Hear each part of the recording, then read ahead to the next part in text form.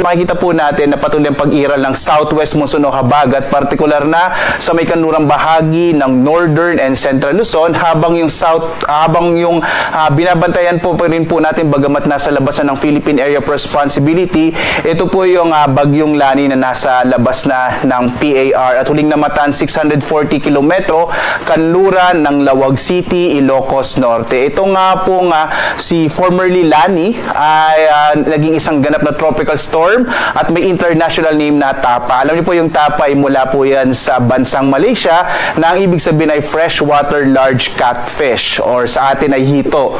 So sa Malaysia pala ang Tapa ay hito. No? So ang nagpangalan po nitong tropical storm na to ay ang bansang Malaysia. Hindi na natin ito inaasa makaka-apekto pa sa ating bansa at ang inaasahan natin posibleng bukas ito ay maglandfall sa may bahagi, katimugang bahagi ng China.